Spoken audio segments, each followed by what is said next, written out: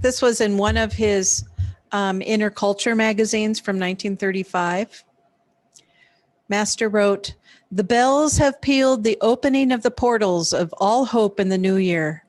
The ever-marching pallbearers of the time have carried the depression, disease, and failure-stricken deceased old year to be delightfully buried in the cemetery of happy oblivion. Do not again conjure up the specter of the trialsome past year to stalk silently on the fields of your soul forces and scare your determination, enthusiasm, and perseverance away. Behold, through the gates of the new year, the distant gaudy decorations of future achievements glimmering at you and daringly luring you to give pursuit, simply watching them with the hope of accomplishment will not count.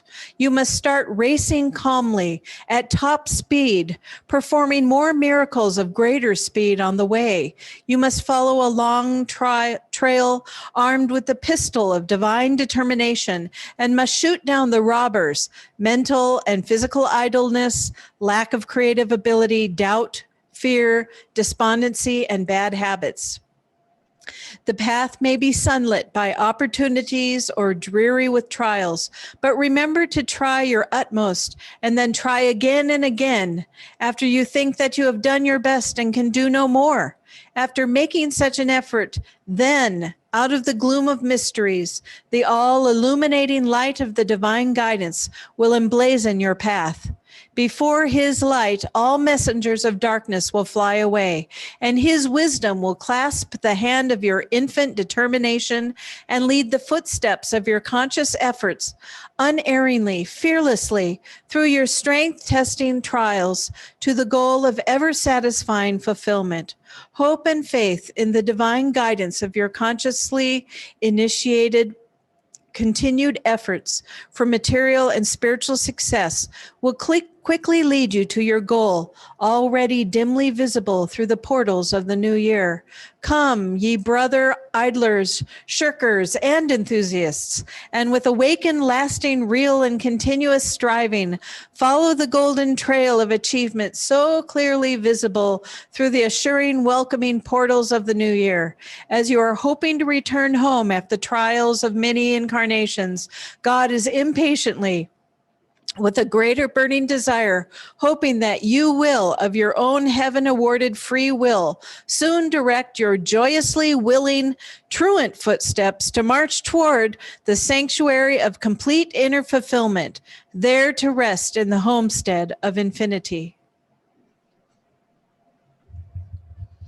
Om Shanti Shanti.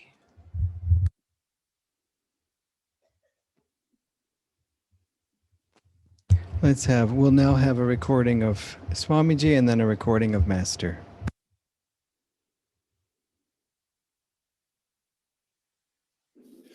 On New Year's Eve, we gathered in the main chapel for a midnight meditation, again led by Master.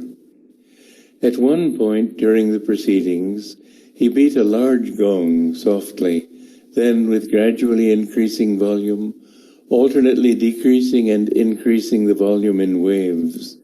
Imagine this as the sound of Om, he told us, spreading outward to infinity. At the same instant, 100 miles south in Encinitas, another group of disciples was meditating in the main room of the hermitage. They too heard the gong as Master was striking it. One of the monks later told me it was as though it were being struck in the hallway just outside the room we were in. The meditation that followed at Mount Washington was enthralling. Midnight came. Suddenly, waves of noise sweeping up from the city below and inward from the surrounding neighborhood, factory whistles, car horns, shouts, as countless celebrants ushered in the new year. The door of a neighboring house opened and a voice shouted into the night with a tone almost of desperation, "Happy New Year!" What a contrast between the frantic, emotional, almost febrile excitement in the sounds that were being unleashed by the thousands of celebrants around us, and the calm, expanding soul joy we experienced in ourselves in the sublime peace of our little chapel. And how blessed I reflected, how wonderful it was to be in this holy place at the feet of my divine Guru.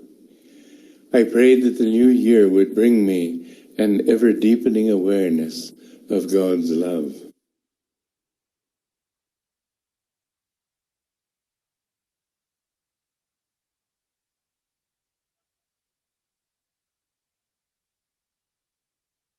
You must get out of your individual desire. Do everything for God. You know, working for God is just as much as meditation, but activity without God will not give you that happiness that you will find. If you meditate on God at night until you are lifted and feel locked in that joy, then come down and do activity during the day, you will be always with God. And you will always smile. And you will say, the little bit of sorrow and the little bit of exciting pleasure or boredom or a little bit of peace cannot create tumult in the ocean of calm, ever-new bliss. My soul is filled. I challenge everything to destroy my peace, my bliss. I and danger were born together, and I, the eldest brother, more dangerous than danger. Laugh at delusion, watch it, and it cannot work on you anymore. Be in that bliss. Stand unshaken amidst the crush of breaking worlds, and you shall find that God is real. He doesn't mean to hurt you. He has made you in His image. He has made you already what He is. That's what you don't realize, because you acknowledge that you are a human being. That's why you have to climb back to God. Deny your errors, and what is in the past doesn't belong to you anymore. Why talk of karma and karma? I'm so tired of Americans talking of karma. India fell politically because of too much believing in karma. I remember a student in Seattle. They used to have a cranberry patch. These both husband and wife. Every year they used to lose thousands of dollars, and they came to consult me. You are with God. I said, well, we'll talk about it. I said, the answer lies in you. Why did you allow yourself to suffer such losses?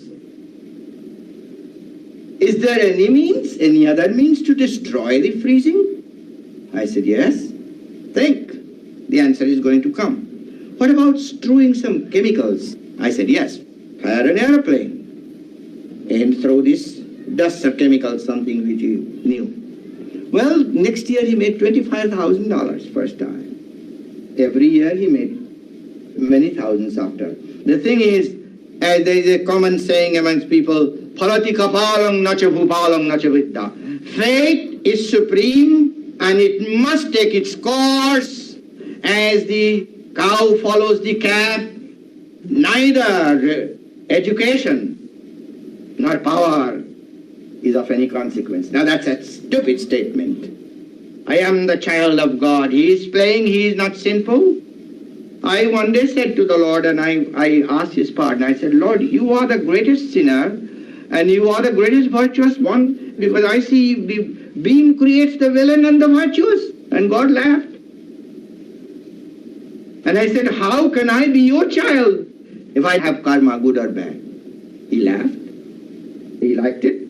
He wanted me to be one with him. Then I would have all the fun, to watch the fun of the world. But I always cannot reconcile this thought, that there are many, Lord, millions who do not know that this world is only a drama. What about them? He doesn't answer. I know the answer, but I don't like it. Because so many who do not know this is a delusion, and when you are suffering from cancer, it is no fun. But when you sleep, you forget the cancer. If you are one with God, you will forget all the terrible troubles. I know some saints had a terrible cancer, but those saints never prayed for their cancer. Look at St. Francis. He had ophthalmia, all kinds of diseases, and at the same time he was healing the dead. This joy of God could not be taken away. So before any trial or disease comes, it is very troublesome before you have realized God. So by all means get to him, and he won't let you there unless you have proved to him that you want him and do not want to get mixed up in his show. As long as you want to reform the world and do something tremendous, it's wonderful. Yes, you should do. But as long as you think that you are the doer, you will be bound and you won't be let out. First find him, while all the time do some good and awaken people, and smile all the time with his joy, then you shall know this world, though terrible, is only a place of cosmic motion picture, and the motion picture has to be different in order to be entertaining. We couldn't have only angels walking on this earth. Then nobody would be interested in this world. They will always yawn at each other. But there are so many bad people that when some become good, it's wonderful. When you have lots of sorrow, then when you have a little happiness, you appreciate. But we don't have to go through all these terrible troubles. I said, Lord, you never experimented with this drama of sorrow and pleasure on yourself. So I said, why do you experiment on us? And he has given me the thought to think, so I think all these things every day. It doesn't create any distrust because he is with me. He smiles at me, tells me why it is so. But unless you become him, you cannot understand the whole business. Don't question God. You will only reap doubt. If you are reading a novel and you get very much frustrated and angry how this hero is being mistreated, how this villain is winning, and you see all these chapters contradicting each other, well, you will not like to read the novel. But when you read the last chapter, you will see how wonderful that novel is because it's so complex. This creation is wonderful, it's very complex. That's why, and the writer is God. And don't try to get the answer yourself, you will be lost. When you find him, he will, in the last chapter, give you an answer for everything you want to know. And you won't be able to question him when you hear his answers. That I know.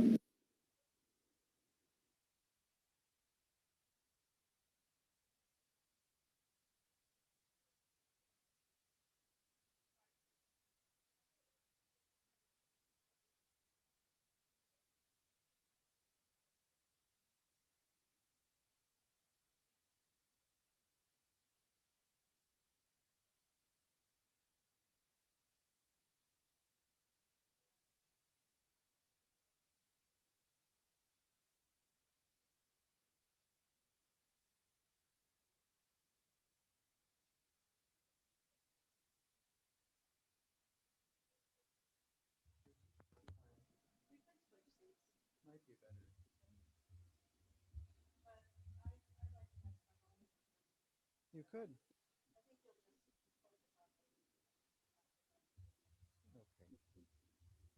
All right.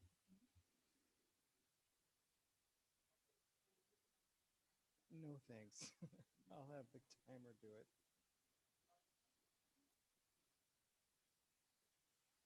Okay, I'm going to talk now. Mic's going to go on. No, this has been difficult, love, but we're almost done.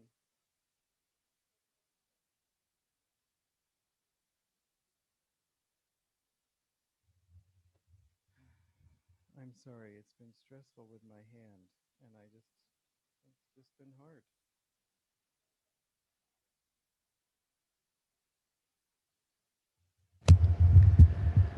Well, it's wonderful to hear Master and Swamiji and to hear them remind us of that which is eternal and that which is most important to us in our lives. Of course, at the end of every year, as you've heard Dharmini reading about Master's words, that it brings into focus how important it is to cut our losses, you could say, to just leave behind all memories, all thoughts, all everything, and just start afresh. And yet at the same time, we also want to keep our learning, keep our wisdom, keep everything that we have gained. And it depends, of course, on each person. And so, on the one hand, Master could have said, if you've had a good year, then be glad about it and savor it. And if you haven't, but he didn't. He said, leave behind the disease-stricken, deceased year of the past and bury it in the tomb of happy oblivion. I mean, it was very strong. And many of his New Year messages are like that. And so, of course, as Swamiji writes in the a success affirmation, which we'll be doing on Sunday for the first affirmation for the year from Affirmations for Self-Healing. I leave behind me both my failures and accomplishments. In other words, we don't want to be limited by anything. We don't want to think, now that I have done this even wonderful thing, now I have to continue to do things just as wonderful. It's an often observed fact that greatness, for example, in science and in art, that it's difficult for example, for a scientist, after he wins the Nobel Prize for science, or she wins, then very often they don't accomplish much more after that.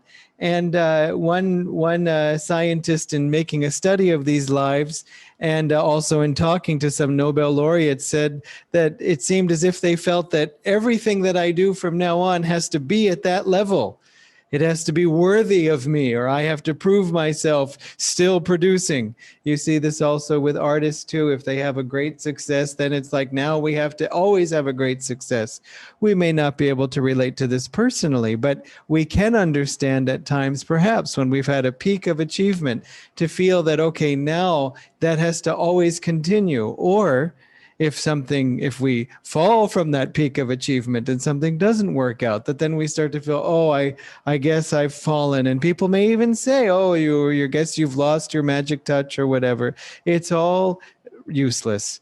If that is hard for you to relate to, just think of incarnation to incarnation. What if we were great chefs or cooks in our past life, and now we are not such great cooks because we sort of did that, and we don't want to devote our energy in that direction anymore? Or it doesn't mean we've fallen, it's that we have put our minds elsewhere. And so it's important to leave behind everything. Of course, we began 2020 with a similar celebration, except we were all in this temple together. And so little did we know what the year had in mind for us. Already the first cases of coronavirus were happening in China just in December. Not that I didn't know about it. It's all something we learned about later. And so even into January, it was beginning, but we just cheerfully entered 2021. Yay! And we're going to have a great year. And I think in many ways we have had a great year. You see, in a certain way, we can see how cheerful and how innocent we were. And that's fine. But, Swamiji comments on there is the innocence of ignorance, when you simply don't know what life has in store for you. This is the innocence of a child. And then there is the innocence of wisdom, the innocence born of seeing the truth, the innocence born of trusting in God. That is the innocence of a saint. And so we can see now from our lives this past year, when God has removed from us the outer satisfactions, you could say, the outer pleasures of getting together, of going out to restaurants, of just leaving the house at all. Has introduced so many different kinds of worries and fears, even though in India, generally, we've been protected. Now there's a new strain of the coronavirus here. And so some people are more worried. Some people are saying, oh, it doesn't matter, but no one knows. No one knows until we see what happens. Some of us, I think, are reincarnated plague victims, and so it's very real to us. Stay away from the plague. I think other people missed that in their incarnations, and so they're sort of, again, very brave about everything, perhaps too much so. And so what we need to really see then is that with all of these outer pleasures and distractions, because traveling about can be a distraction. I'm restless. I want to go do something. And so we can have a lot of our restlessness, a lot of our even perhaps inner tensions temporarily removed by, again, outer activity, outer distractions, outer sense pleasures. And all of that has been taken away. And now it brings up sometimes inner tensions, tensions in relationships that can't just be swept under the rug or broken up just by distance. I do think that distance is healthy and helpful. It isn't that we should always be thrown together. And so it isn't always that we're just avoiding our issues by going out somewhere. Space is good at times. However, when something does need resolving, as Swamiji said, when God wants something to happen, he makes it happen. And apparently, God has wanted all of this to happen because he has made it happen. And things that we have tried as individually or as a group that maybe we can work our way around this obstacle, no, it has continued to just be on the whole world. And so the thing that we can appreciate now is that more than ever, I live for God. I don't live for the world. What's the point in even living for the world right now? And the world isn't giving us any sense of security. That's one reason why we chose this affirmation for tonight, is that I live for God. I trust in God. How many incarnations have we lived through, been born into, and died in? And here we are to talk about it. So there's nothing for us to fear in that sense. We also don't have to fear that God is asleep at the wheel, so to speak. God, Divine Mother, knows exactly what she's doing. We may not, but we do know, especially as devotees, that we must stand unshaken amidst the crash of breaking worlds. Does this count as a breaking world? Maybe, maybe not. There might even be much more that could happen for Master to say, that is a breaking world. This is just a shaking world, just a trembling world. This was just a flick. Can we stand unshaken on our own? No. Remember, Master doesn't say you must stand alone amidst the crash of breaking worlds. We stand unshaken because we stand with him. If he is there, nothing can happen to us. That's one thing that he said to a disciple. He asked the disciple who had some physical limitations to climb towers that were being built and plaster them and work on scaffolding, all kinds of difficult jobs that would be difficult for anyone, much less someone with a physical handicap. And he said, you have to do that. And the man said, you don't say so. And Master said, if I am sitting down at the base of the tower, nothing can happen to you. And Master is with us at the base of the tower, on the tower, everywhere. As he said, I will shield you with invisible arms. So what do we have to worry about? If ever we're worried, it's only because we think we're on our own, or because we think God hasn't noticed us, or we think, quite rightly, as we try to tune in, that maybe I can get help from family, friends, this world, myself. It's good to develop your strengths as much as you can, but trust in God, be with God, and let's find God in this year and in this lifetime together. God bless you.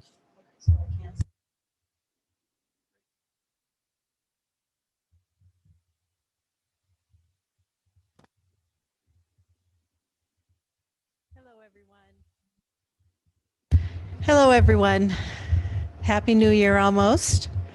And I wanted to just talk a little bit more about a sense of fearlessness for the new year.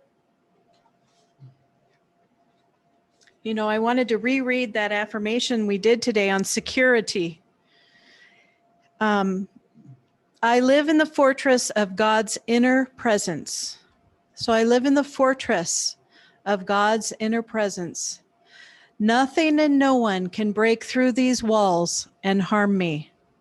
And then I wanted to also read the affirmation for courage. I live protected by God's infinite light. So long as I remain in the heart of it, nothing and no one can harm me.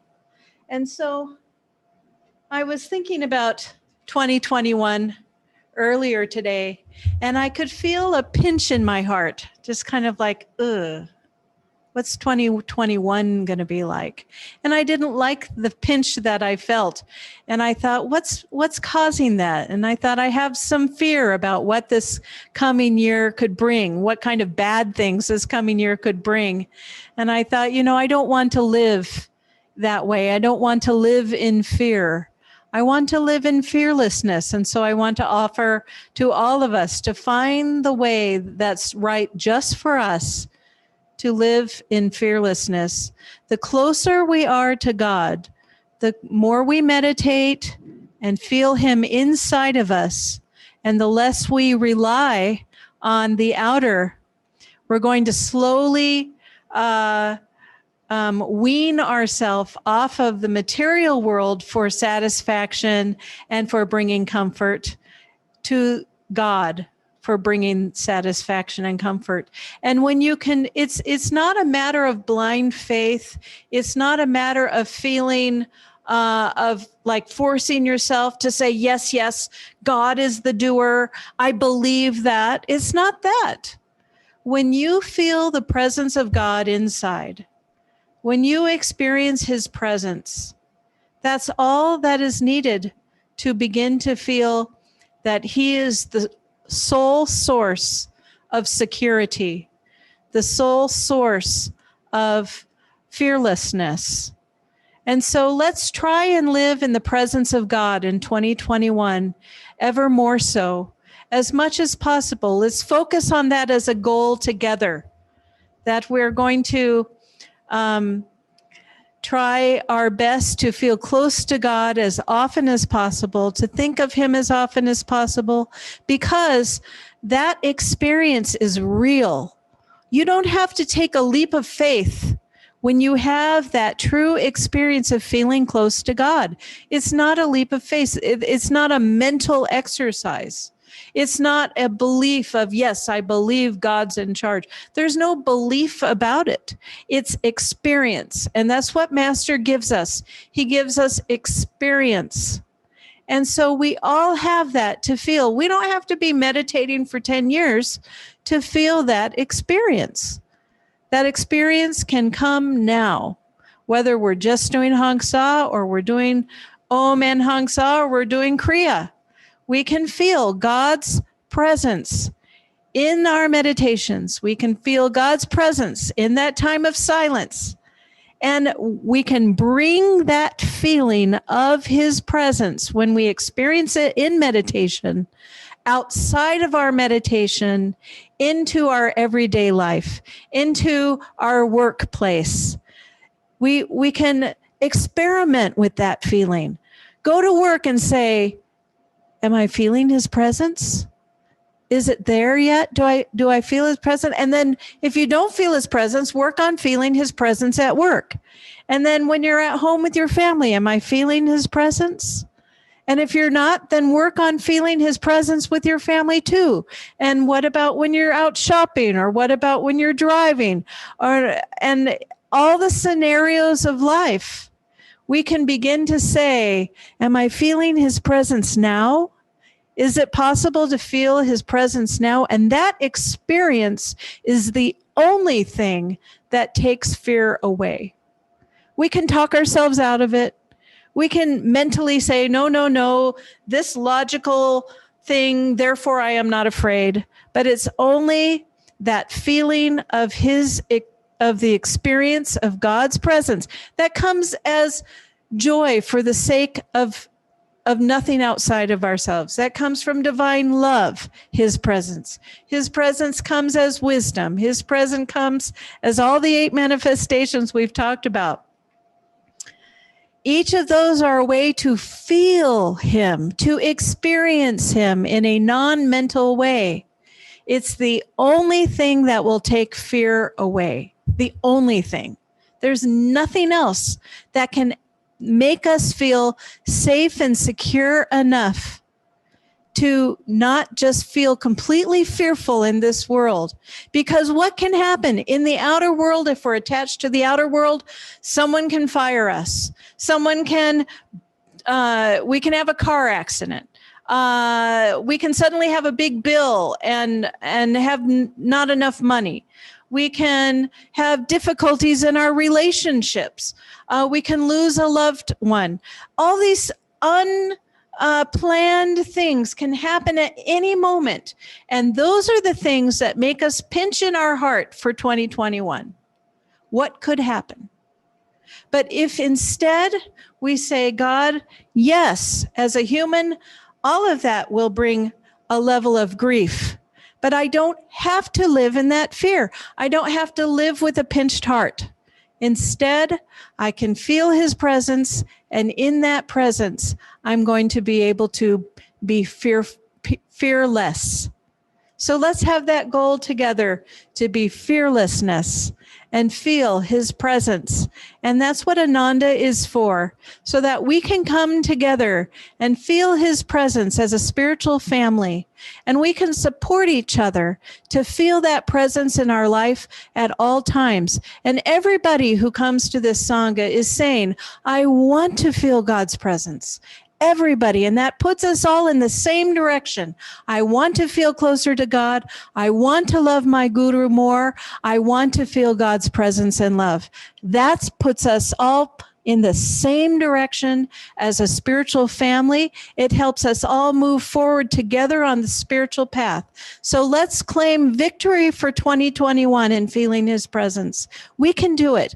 We can do it together, and it'll just be joyful to do it together. God bless you.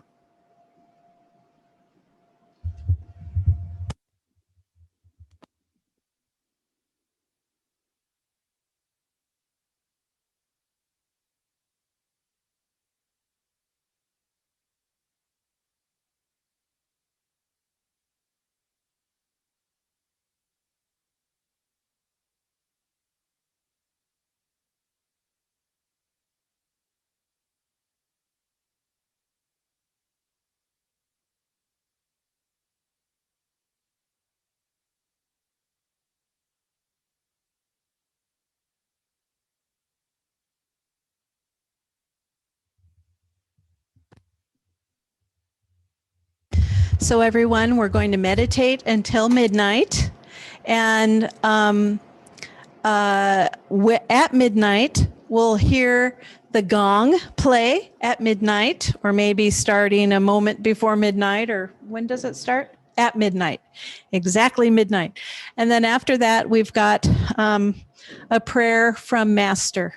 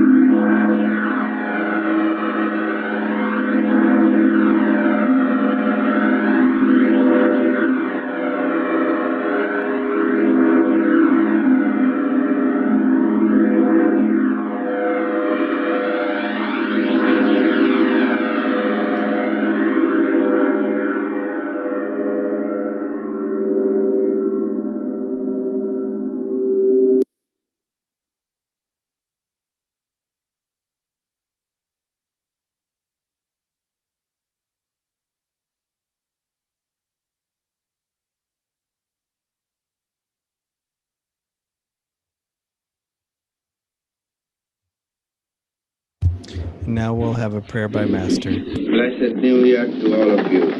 Blessed New Year. Thank you. Say, Blessed New Year to our Father within us, Jesus Christ, Babaji Krishna, Lahari Mahasaya, Yukteswarji, and Guru, and saints of all religions. Heavenly Father, bless us that every day be a new year, a new cycle of spiritual perception until we feel Thee in Thy infinite expression. Father, Mother, friend, beloved God, all our love to Thee, and bless us in the light of the Gurus in whom You are manifest and with whom we are linked to Thee. Our utmost loyalty, the self-realization, the Guru, Gurus, Christ, and Thee, O Father. May Thy love shine forever on the sanctuary of our devotion.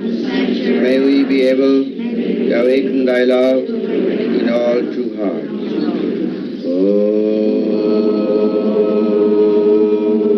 For the body.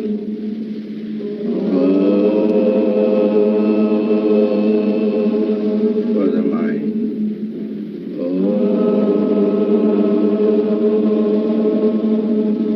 For the soul.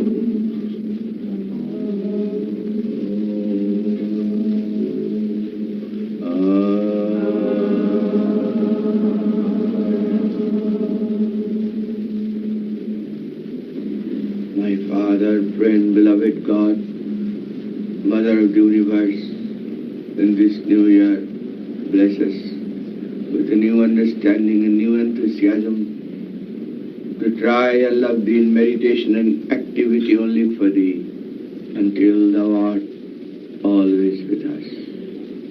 Bless all and saturate all with Thy consciousness.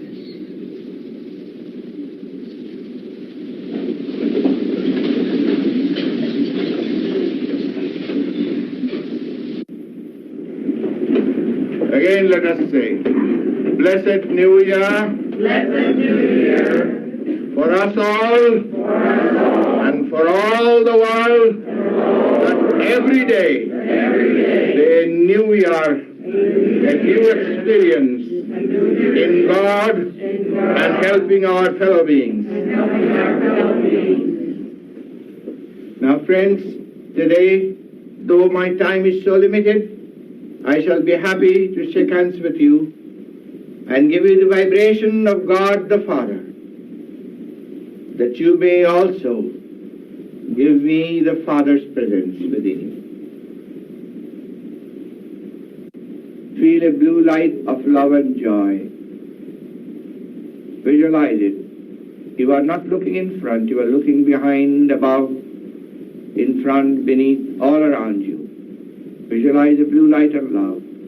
And it suddenly expands into the whole vast universe. And you see in it the electronic radiations around the universes with many satellites are all floating, Milky Way, stellar and solar system, and our earth with all people of this earth. Now at church your body is in it, glimmering in the blue light of love and joy. You are this blue light of love and joy in which all things are glimmering like the lights in a city. You are not the body, your body is included in it. Now say, I am the blue light of love and joy, even as my Father is, in which all the electronic radiations, island universes, stellar and planetary systems, the Milky Way, our earth, all the people, our church and my body, all things are included. In me, the world are bubbles. In me, the world are bubbles. I and my Father are one. Father has become myself, even as the ocean the bubble. In me, the worlds are bubbles. In me, the worlds are bubbles. May thy love shine forever on the sanctuary of my devotion. May I be able to awaken thy love in true heart. Oh.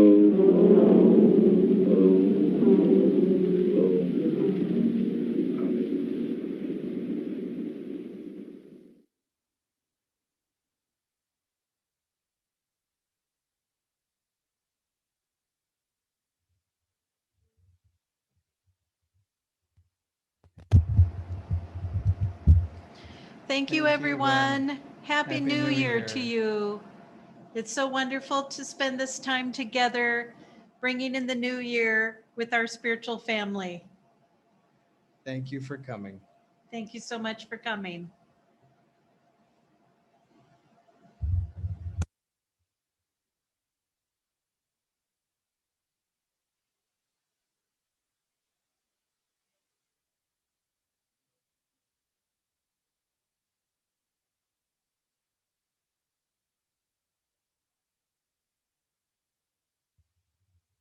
And Damodaran, if you're here, happy birthday.